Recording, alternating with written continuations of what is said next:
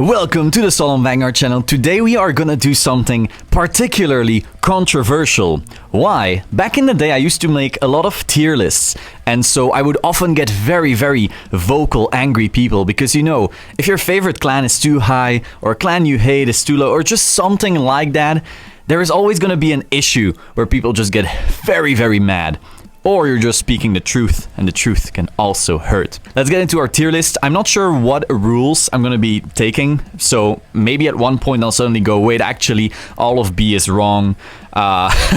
We'll see how that works out. Now, this particular video will be for standard. The next one will be for premium, and the one after that will be how much I like clans. So we'll see. The last one is going to be totally subjective, and then the rest will be as objective as one can be. Now, for this tier list, we are going to be using Raging Tactics as the meta. I realize Infinity T Cradle came out in Japan already. It will be coming out in a few weeks in English, but there just haven't been all that many results yet, so I find it very hard to judge, to really give my opinion on the last one. V-EB09. First of all, in S tier, we have Murakumo. Now, if you don't know what Murakumo does yet, this deck is insanity. It board wipes, it makes free fields, it makes your opponent's guard too small, it makes basically Melody Bermuda triangle numbers, but with more lanes that also wipes board. It's just a bit slower than Bermuda was. It is also extremely easy to pilot. The only thing you need to do is make sure that the things you call are called before Hyuga's skill, so they still get all the correct names. Beyond that, it is extremely easy, and to properly show you how easy it is, we have my friend Noman. And Noman got his deck the night before from his friend Andrew. The list was totally made by Andrew. Noman hadn't playtested this deck at all.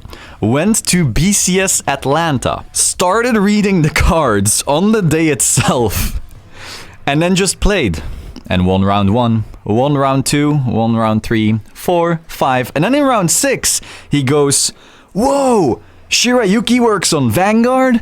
Yes, ladies and gentlemen, Noman figured out what Shirayuki does in round 6, then forgot to board wipe a full Ezel board at some point, and just won absolutely everything until the finals. And so now he's qualified for Standard Worlds with Murakumo, not really knowing what he was doing. Now, I will say Noman is a really good player, like he stopped before and stuff.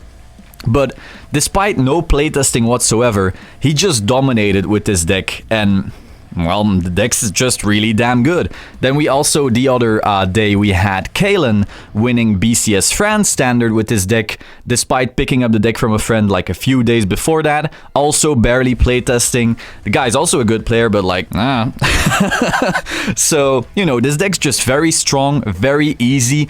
It is, I would say, just the very best deck in the meta, and it's not even close. Like, its power level compared to other stuff is insane. Another deck that we could put there is Silverthorn, but the Brassy Bunny build. The Brassy Bunny build is so damn fast. It reaches its stack faster than your typical Silverthorn build. However, the results so far seem to disagree a little. And so, I don't know, maybe it's also just because it's harder to play. Like, regular Silverthorn's pretty easy, but Brassy Bunny Silverthorn, you at least gotta remember your stack and so forth. So maybe that's why the results aren't as oppressive as, let's say, a Murakumo. Now, for that reason, I'll put it in A, but if I have to believe people like Andy from WCC, they are a big fan of this deck. So I really don't know. I'm putting it in A, but it could very well be S. Now, next up, we have Tai Chi, and I'm gonna put it in A. However, Tai Chi is just a glass cannon. If you go first and you hit Anger Blader and you have the sweeper and so forth, you can just murder people before they get to play the game. It is that good.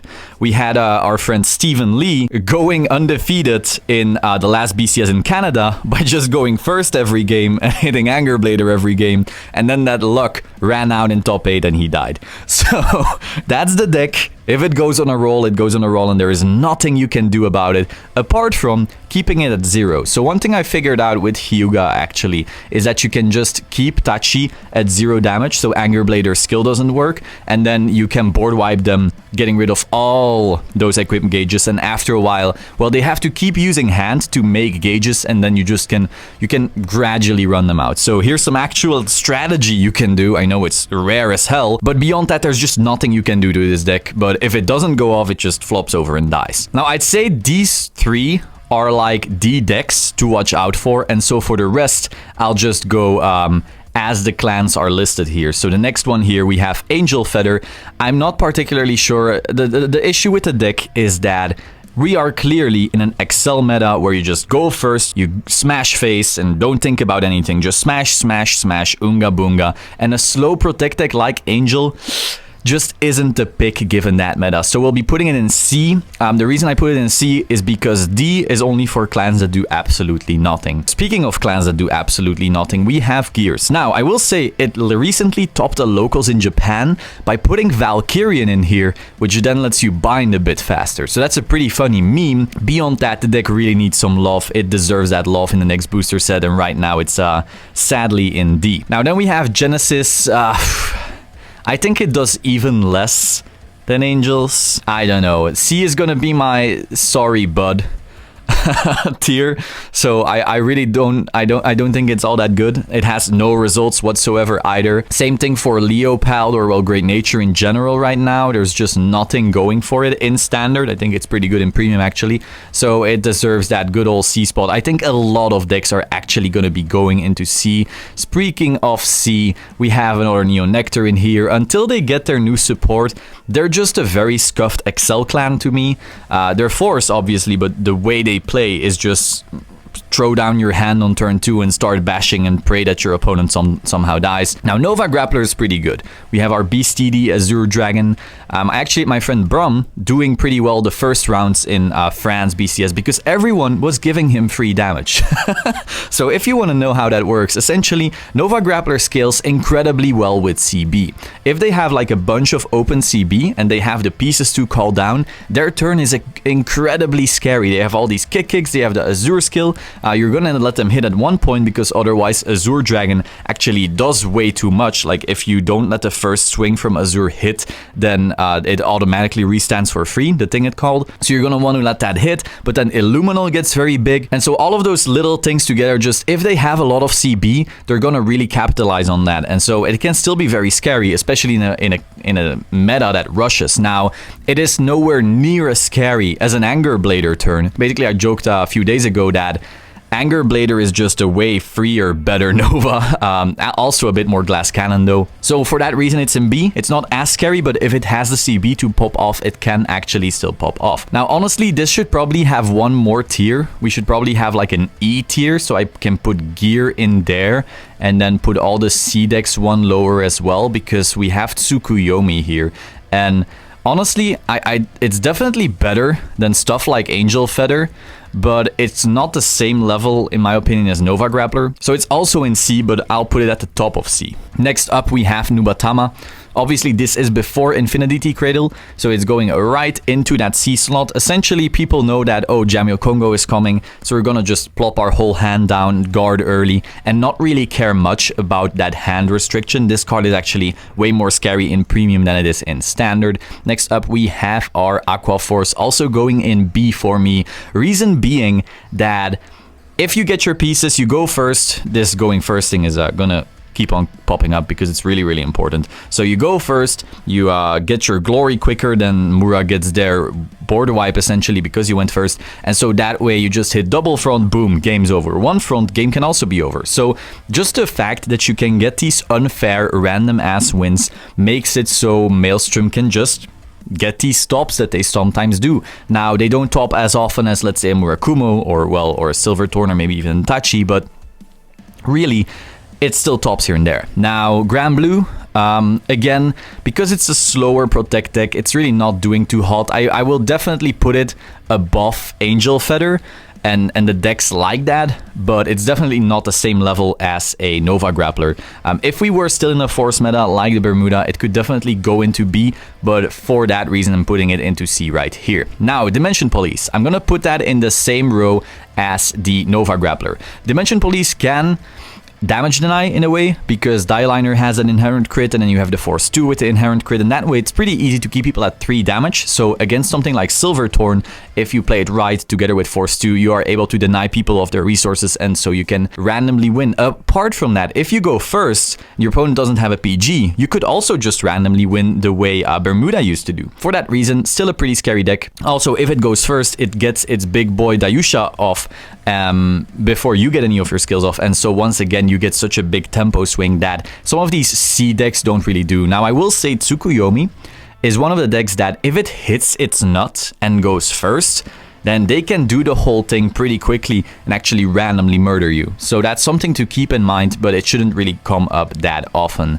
Now, the Messiah deck. Messiah deck is basically a victim, I would say, of the fact that it's a turn 4 deck in a turn 3 meta. Messiah's full potential being locked behind, having that grade 3 already and so forth, like it just slows the deck down a lot. And so when you have decks that basically pop off the second they ride grade 3, having to wait an extra turn is just super bad. Next up, we have Overlord. I'm gonna put that in the same good old category. I think it just doesn't do enough these days. It did top, I believe. I think it got first place in Block B in Atlanta because it beat Nomen, you know Nomen, or Murakumo God, knowing all his skills so damn well as he read them.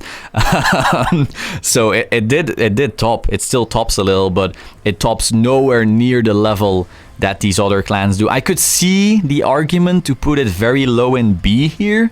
Maybe? I don't know. I don't know about that. Whenever I hear of Kagero still topping, I usually hear people saying, oh, he sacked this and that. Of course, that's not the most objective thing. So I could see it randomly going bottom B or top C. You know, we can put it top C. This feels probably like a pretty solid place. Then we have Royal Paladin. Now this one, I'm pretty iffy on. The regular Gancelot build I'm not a big fan of, but the build where you draw 20,000 cards and then you get to damage deny people with Force 2 is a bit more interesting to me. Also, Blaster Blade's inherent crit also lets you damage deny a little, and so certain decks like Silverthorn can really be punished by that. Apart from that, again, they draw a million cards, like you had this build where you run the grade 3 dragon and then you draw a lot. I like that pretty much, but it really doesn't have the results to put it in B, I would say. So is it again one of those C clans? I would say it's better than Overlord. So yeah, this is starting to feel pretty good. As I said, yes, this is in is it chronological? No, this is the correct order. So the closer you are to the left side, the better the deck is right here. Now in C, some things may have to be rearranged, but I really don't care enough. Honestly, if you're not playing like S or A, I feel like you're kind of throwing. There's really not much skill you can use to outskill someone playing an A or S deck when you're playing a B deck. The only thing you can do is hope to go first and hope to sack. The power, the sheer power that a Murakumo deck emits compared to something like a Nova Grappler is just, the difference is way too big, and the only way you can mitigate that difference is with a dice roll. So it feels pretty iffy. That's why I'm also not going to go too in depth on the whole C bracket as to what's better than the other, because it's really not relevant. If you're trying to be as competitive as possible, you're just mostly looking at these top 2 lanes, and then you obviously want to know what all the decks do, because hey, maybe you get caught off guard from something random. Let's say you're playing as Grand Blue and you are playing Dimension Police. You want to know what Violence Franger does, because you could randomly get blown out. However, you don't necessarily want to be testing against it 24/7, knowing that you'll actually see Murakumo all the time. Next up, we have Narukami. I'm gonna put them in B. Narukami is a pretty annoying clan for quite some things on this list. The issue is that if you're, let's say, on a Gauntlet Buster and your opponent has the PG, your turns aren't looking that hot. You really have to be binding a damn lot before this deck really pops off while you're using the grade 2 electric guy, so you actually have bigger rear guards, because mostly it's just small stuff with a PG. I could definitely see it being slightly higher up here in B, but I don't rate it as highly as some people may think I would. Against some decks, it can really hurt when it goes first and you don't have a PG. Well, guess you lose. but beyond that, it's really not doing too hot, obviously in comparison to some of these AL4 clans and so forth. Now, next up we have Ezel. Ezel is a weird one. I wonder if I should be putting it in B or low C. I assume the results aren't really there, but it can still high roll pretty hard even in standard. So I'll be putting it here in C, but a bit higher up in C. Some people are putting it a bit higher, but I really haven't seen the results to back that up. So I'm guessing I'm gonna keep it here. As I said, C is gonna be overpopulated as hell, and I would really like to have an extra lane so that gears can be even lower and then the rest can be even lower as well. Now, if I'm being honest, I would start doing this already, because the clans on this lane are really of a higher level than the ones in D. This is starting to look a bit more fair, I would say. Now, next up we have Bermuda.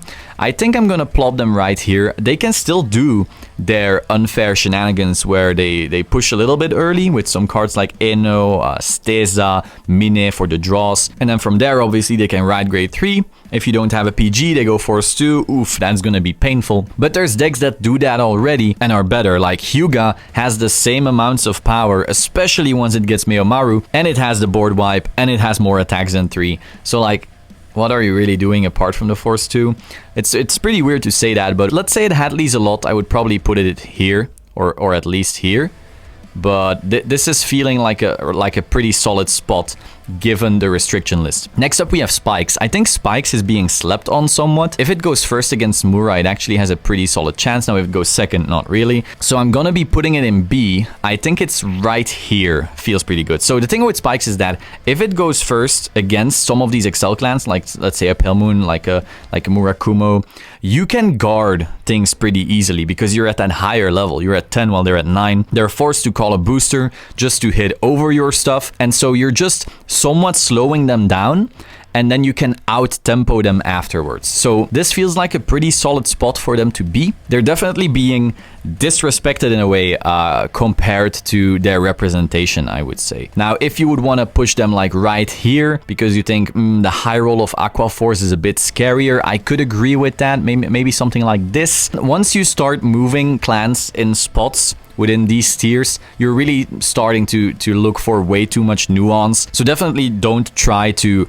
zoom in too hard on the placements per tier. I'm trying to make it as correct as possible, but it's mostly just looking at, oh, what's the S, what's in A, what's in B. And, you know, there's a little bit of leeway in all of these things, unless, of course, we're going to be talking at the actual 100% what topped and what didn't and so forth. Now, if you start doing that, you can ask yourself the question, maybe something is over or underrepresented and that skews the results. So again, it's really hard to have completely conclusive evidence unless you made all these decks fight in some kind of AI simulator a million times, so you had really hard data. Now, next up we have Mega Colony. Now, I think Mega Colony is actually good.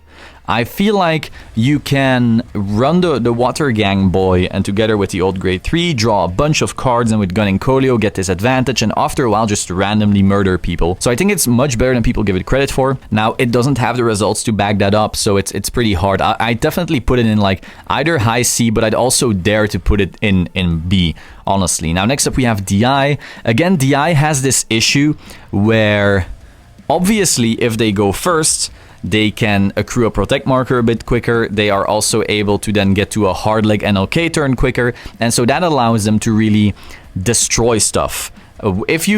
There is almost no way in standard to survive through a hard leg turn if they also have NLK or MOV. So for that reason, it's actually scarier than people give it credit for. But again, it's a protect deck in this very fast meta where everything gets all their stuff instantly. That's just not the case for DI. So for that reason, I'm putting it in C. I could see arguments for B. For now, really, I feel like this higher up in C, somewhere here would maybe be fair. I feel like this would be a pretty fair assessment. Finally, we have Shadows.